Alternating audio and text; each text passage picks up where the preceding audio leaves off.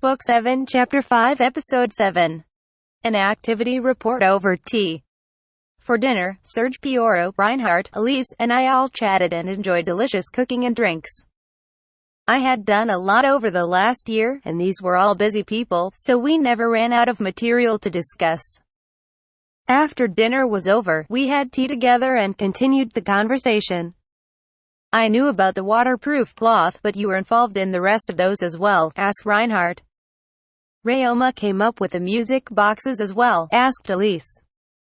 Yes, and the Morgan Trading Company's fame has grown even further thanks to him, said Serge. Pioro, I believe it's been similar for you, yes?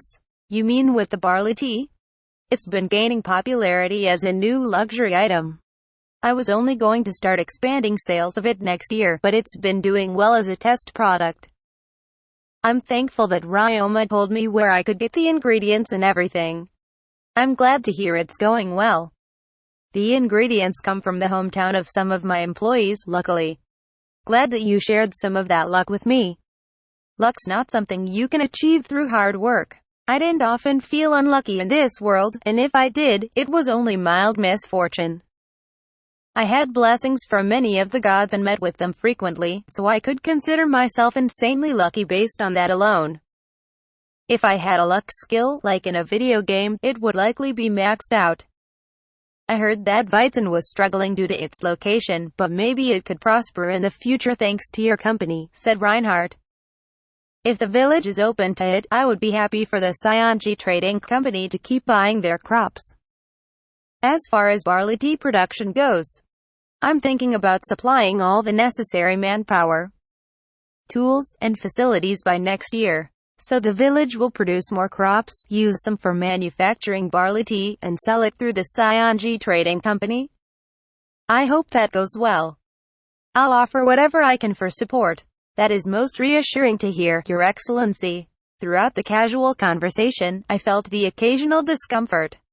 I couldn't guess how many implications were hidden behind their words.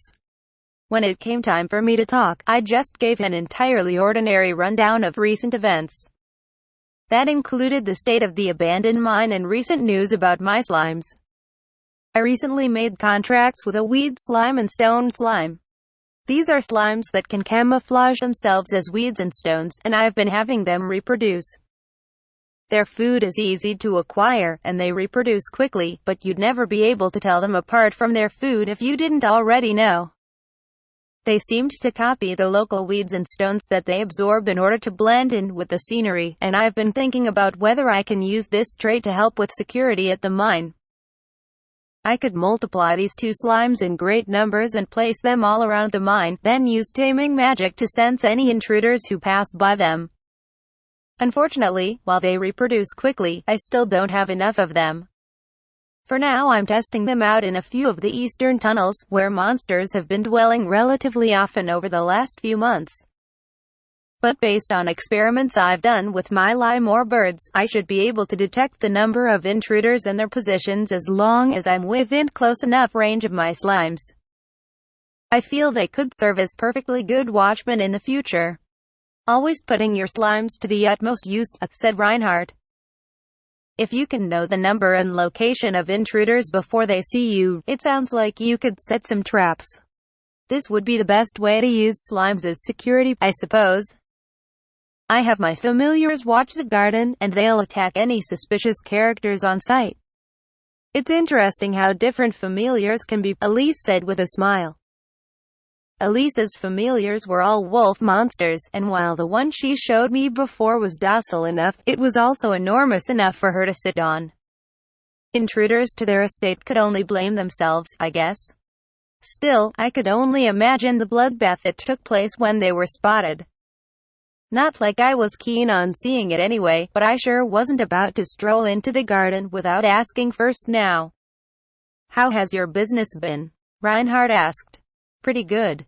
Maybe it's something to do with how cold and wet it's been lately, but more people have been coming to us saying that they've been having trouble drying their laundry. It feels like we break our highest daily business record on a regular basis now. I can imagine, Elise said. The servants have it harder around this time of year too.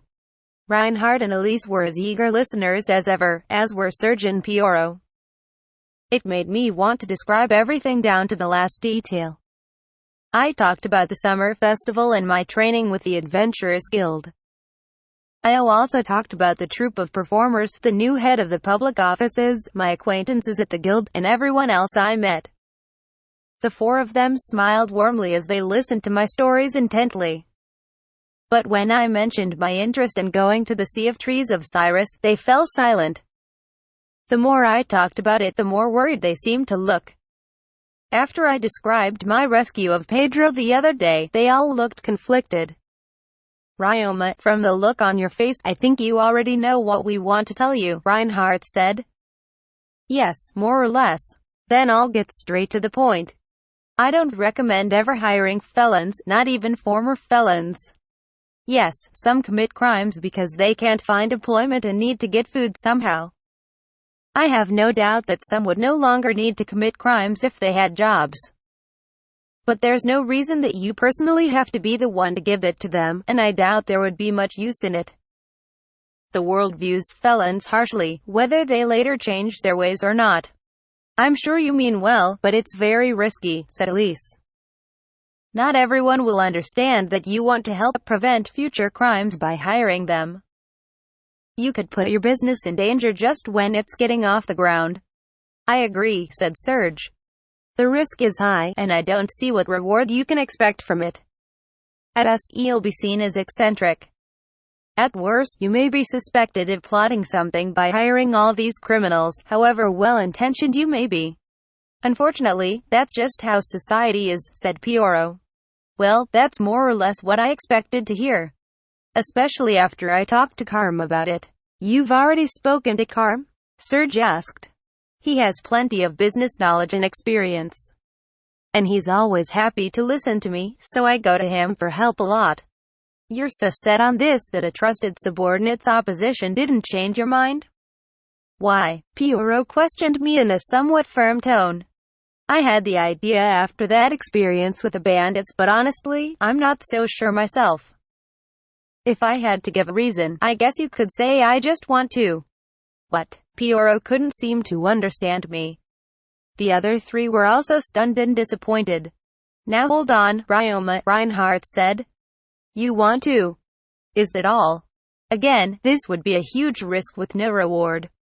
It's a bigger burden than any individual can handle. Well, I'm just telling you how I feel. They and Carm all said the same thing, and it made sense. Hiring former felons and rehabilitating them wouldn't meaningfully change society if only one person was doing it. Such policies were put in place sometimes on Earth, but those were enacted by the Japanese government, and that country has a much greater population and many more resources than this one. If I was the only one executing this idea in this world, it wouldn't change much of anything. It would be like a drop in the ocean. I had a lot to lose if I tried, as they correctly pointed out. That was the rational thing to think. But I couldn't change how I felt. It was tough to fully comprehend my own feelings, surprisingly so, but reflecting on my life since coming to this world, this seemed like the natural course of action. How should I put this? Well, you know how I lived in the forest of Ghana before I came to the city, right? I asked. They nodded in response. My life there was long, tedious, and not very fun, so I won't describe it in detail, but it was pretty strenuous. The four of them, especially Reinhardt and Elise, all frowned like they'd swallowed something bitter. But I lived in the forest because I got fed up with dealing with people, and I figured I would live freely there. I didn't want to join human society, so I lived a self-sufficient life alone. Eventually, I took interest in slimes and researched them. Over time, I became curious about what was outside. That was when the Duke's family came, and I left the forest. Even after I left the forest, I was interested in being an adventurer. I wanted to live on my own away from you so I could retrain myself, and I opened a business to be sure I had money to live on in case anything happened. But I was negative about the idea of expanding the business. The gods told me to live freely, so I took an easygoing attitude and did whatever I felt like doing. This was how I'd lived my life ever since coming to this world. It was the only thing I felt I could confidently say. So when I decided I wanted to do that, I thought about how I could do it. That's pretty much it. Oh, but I'm not saying I'll do this at any cost and rush to make it happen right away. I'd just like to see things improve at least a little before I die. Is that childish of me? How's that possibly childish? Cried Piyoro. Maybe it's childish to say you just do what you want, but it doesn't sound like it coming from you, Ryoma, said Elise. It sounds to me like you're thinking very much about the future, said Reinhardt. I almost forgot that you're still 11. You act well above your age at times, said Serge. Thankfully, we were able to lighten up again and get back to enjoying the tea. Whatever I plan on doing, I'm not just going to abruptly change the course of my business. And I'd like to discuss any plans with all of you in advance, I said. They were willing to listen to me, and it seemed like they might lend a hand, so I thought it was worth asking. But they gave me the most shocked looks I'd seen all day. Perhaps Al said something strange.